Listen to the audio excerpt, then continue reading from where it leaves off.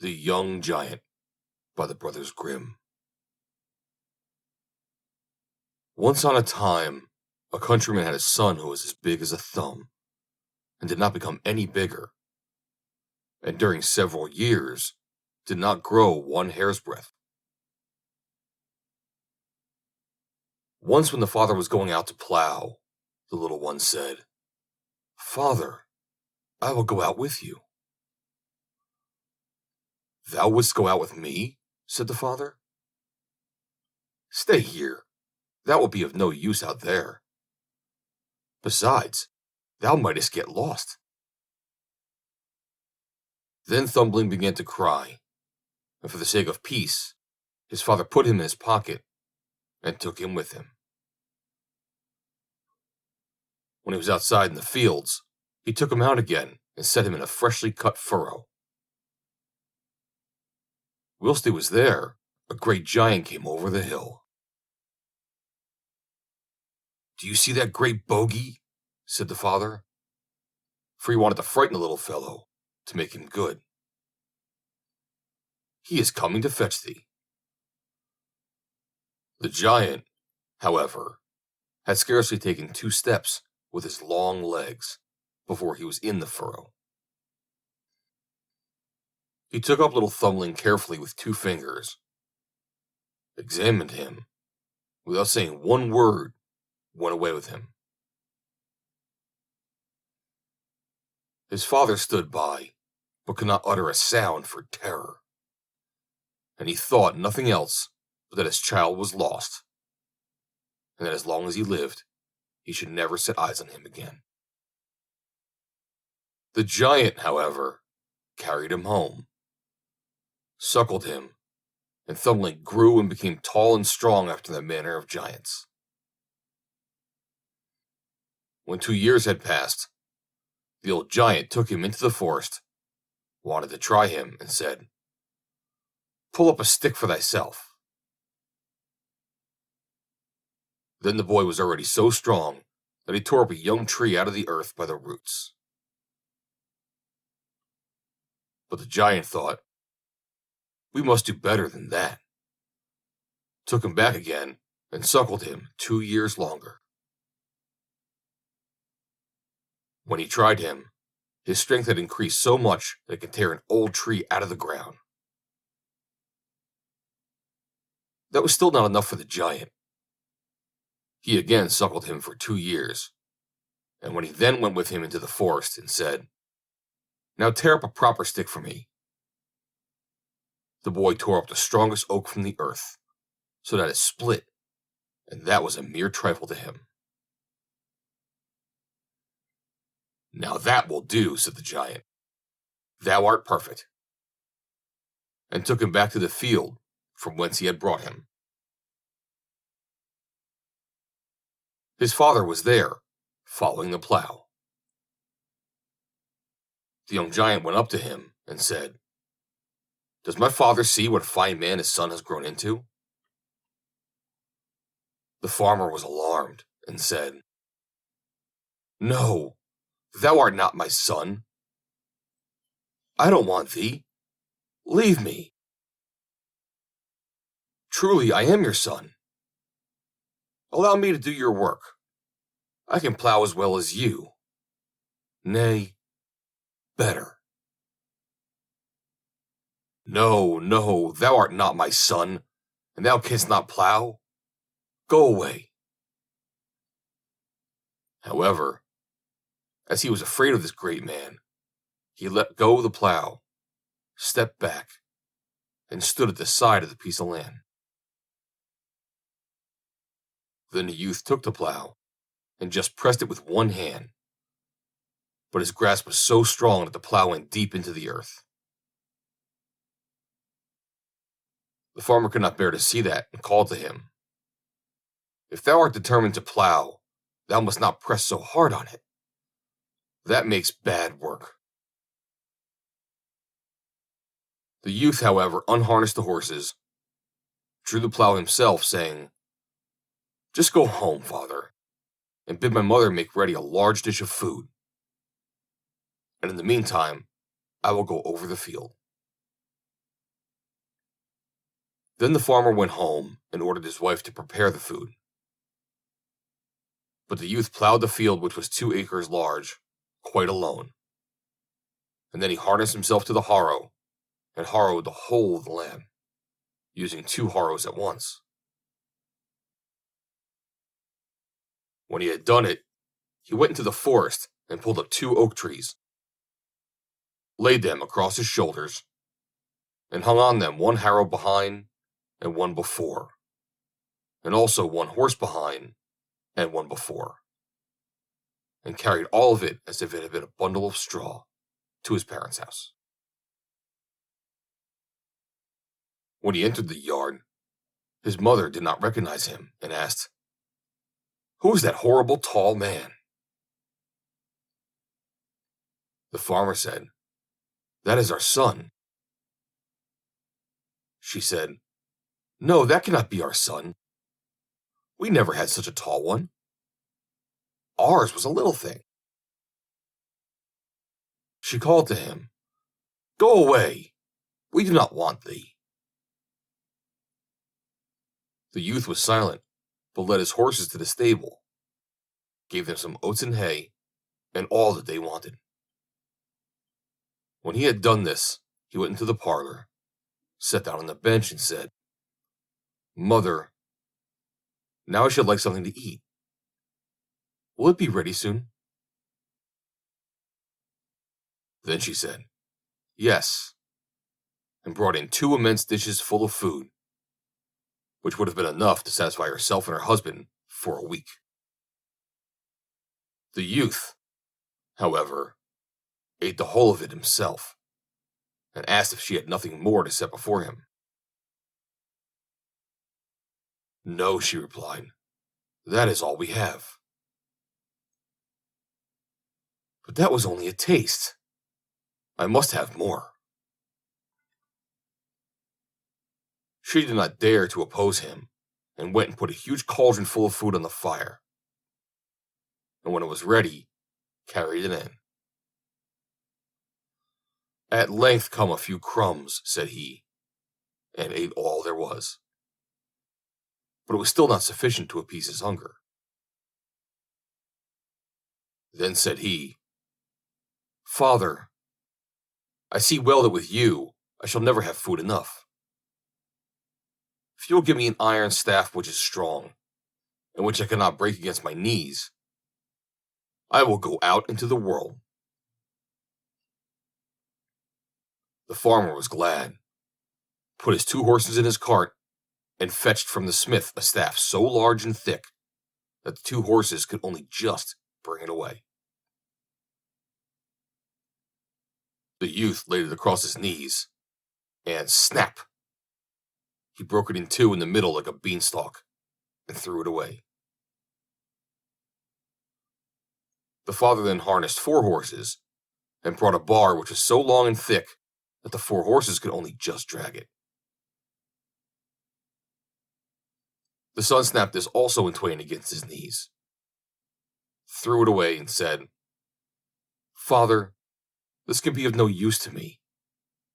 You must harness more horses and bring a stronger staff." So the father harnessed 8 horses, and brought one which was so long and thick that the 8 horses could only just carry it. Then the son took it in his hand. He broke off a bit from the top of it also, and said, "Father, I see that you will not be able to procure me any such staff as I want. I will remain no longer with you." So he went away. It gave out that he was a smith's apprentice. He arrived at a village wherein lived a smith who was a greedy fellow, who never did a kindness to anyone, but wanted everything for himself. The youth went into the smithy and asked if he needed a journeyman. "Yes," said the smith, and looked at him and thought, "That is a strong fellow who will strike out well and earn his bread." So he asked, "How much wages dost thou want?" "I don't want any at all," he replied. Only every fortnight, when the other journeymen are paid, I will give thee 2 blows, and thou must bear them." The miser was heartily satisfied, and thought he would thus save much money. Next morning, the strange journeyman was to begin to work. But when the master brought the glowing bar, and the youth struck his first blow, the iron flew asunder, and the anvil sank so deep into the earth, there was no bringing it out again. Then the miser grew angry and said, "Oh, but I can't make any use of you. You strike far too powerfully. What will you have for the 1 blow?" Then said he, "I will only give you quite a small blow, that's all." And he raised his foot and gave him such a kick that he flew away over 4 loads of hay. Then he sought out the thickest iron bar in the smithy for himself, took it as a stick in his hand, and went onwards. When he had walked for some time, he came to a small farm, and asked the bailiff if he did not require a head servant. "Yes," said the bailiff, "I can make use of one. You look a strong fellow who could do something. How much a year do you want as wages?" He again replied that he wanted no wages at all, but that every year he would give him 3 blows, which he must bear. Then the bailiff was satisfied, for he, too, was a covetous fellow. Next morning all the servants were to go into the wood, and the others were already up, but the head servant was still in bed. Then one of them called to him, "Get up, it is time. We are going into the wood, and thou must go with us." "Ah," said he, quite roughly and surlily, "you may just go then. I shall be back again before any of you." Then the others went to the bailiff, and told him that the head man was still lying in bed, and would not go into the wood with them. The bailiff said they were to awaken him again, and tell him to harness the horses. The head man, however, said as before, "Just go there. I shall be back again before any of you." And then he stayed in bed 2 hours longer. At length he arose from the feathers, but first he got himself 2 bushels of peas from the loft, made himself some broth with them, ate it at his leisure, and when that was done, went and harnessed the horses and drove into the wood. Not far from the wood was a ravine through which he had to pass. So he first drove the horses on, and then stopped them, and went behind the cart, took trees and brushwood, and made a great barricade, so that no horse can get through. When he was entering the wood, the others were just driving out of it with their loaded carts to go home. Then said he to them, "Drive on. I will still get home before you." He did not drive far into the wood, but at once tore 2 of the very largest trees of all out of the earth, threw them on his cart, and turned around. When he came to the barricade, the others were still standing there, not able to get through. "Don't you see," said he, "that if you had stayed with me, you'd have got home just as quickly, and would have had another hour's sleep?" He now wanted to drive on, but his horses could not work their way through. So he unharnessed them, laid them on top of the cart, took the shafts in his own hands, and pulled it through. And he did this just as easily as if it had been laden with feathers. When he was over, he said to the others, "There, you see, I have got over quicker than you," and drove on. And the others had to stay where they were.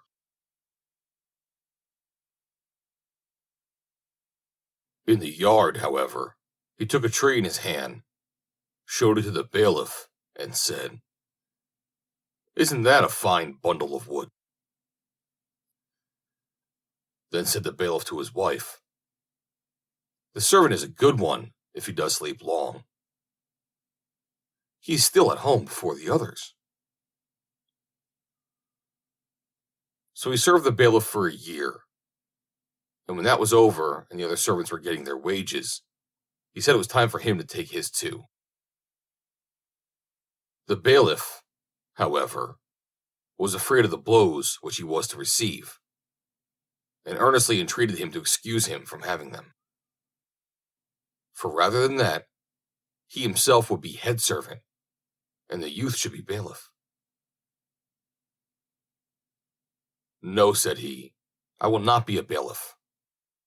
I am a head servant, and will remain so. But I will administer that which we agreed on." The bailiff was willing to give him whatsoever he demanded, but it was of no use.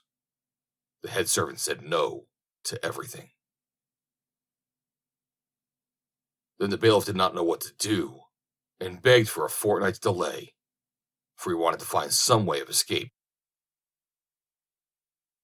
The head servant consented to this delay. The bailiff summoned all his clerks together, and they were to think the matter over and give him advice. The clerks pondered for a long time, but at last they said no one was sure of his life with the head servant, for he can kill a man as easily as a midge, and the bailiff ought to make him get into the well and clean it. And when he was down below, they would roll up one of the millstones which was lying there and throw it on his head, and then he would never return to daylight.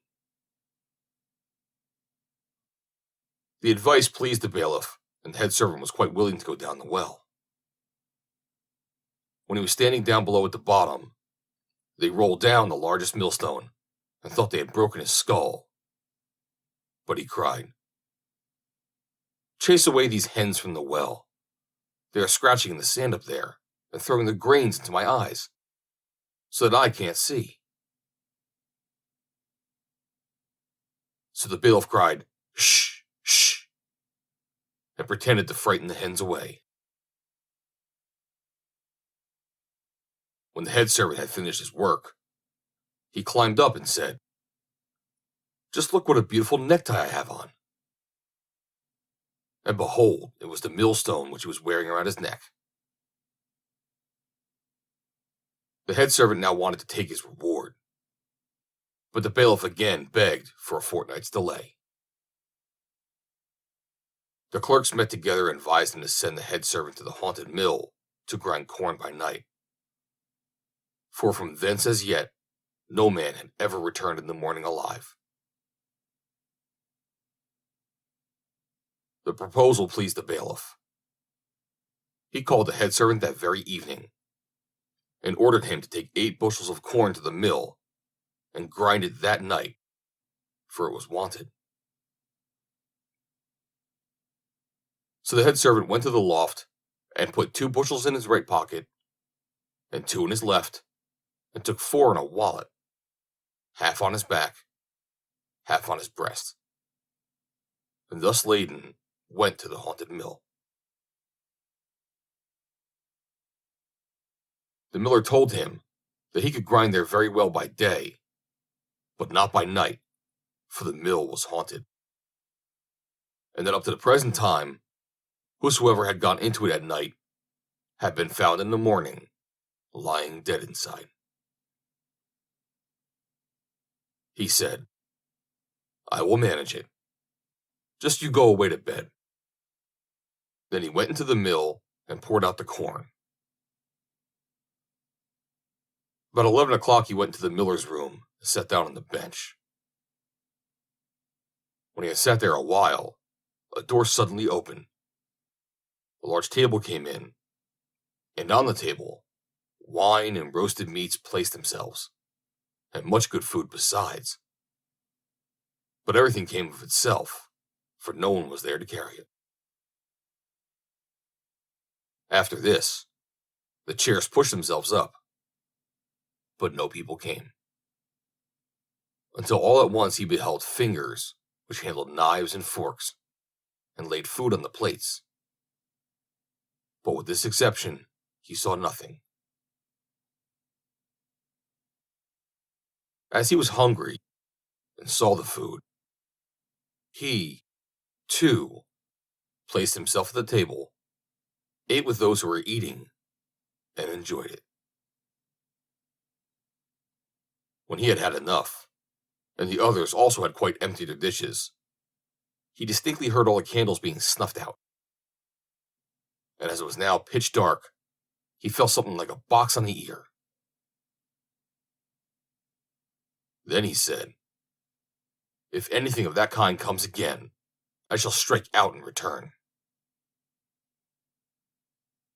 And when he received a second box on the ear, he, too, struck out. And so it continued the whole night. He took nothing without returning it, but repaid everything with interest, and did not lay about him in vain. At daybreak, however, everything ceased. When the miller had got up, he wanted to look after him, and wondered if he were still alive. Then the youth said, "I have eaten my fill, have received some boxes on the ears, but I have given some in return." The miller rejoiced, and said that the mill was now released from the spell, and wanted to give him much money as a reward. But he said, "Money I will not have. I have enough of it." So he took his meal on his back, went home, and told the bailiff that he had done what he had been told to do, and would now have the reward agreed on. When the bailiff heard that, he was seriously alarmed and quite beside himself. He walked backwards and forwards in the room, and drops of perspiration ran down from his forehead. Then he opened the window to get some fresh air, but before he was aware, the head servant had given him such a kick that he flew through the window out into the air, and so far away that no one ever saw him again. Then the head servant said to the bailiff's wife, "If he does not come back, you must take the other blow." She cried, "No, no, I cannot bear it," and opened the other window, because drops of perspiration were running down her forehead. Then he gave her such a kick that she, too, flew out. And as she was lighter, she went much higher than her husband. Her husband cried, "Do come to me." But she replied, "Come thou to me. I cannot come to thee." And they hovered about there in the air, and could not get to each other. And whether they are still hovering about or not, I do not know. But the young giant took up his iron bar, and went on his way. The end. Read by Joe DeNoia, Somerset, New Jersey, May 28, 2020.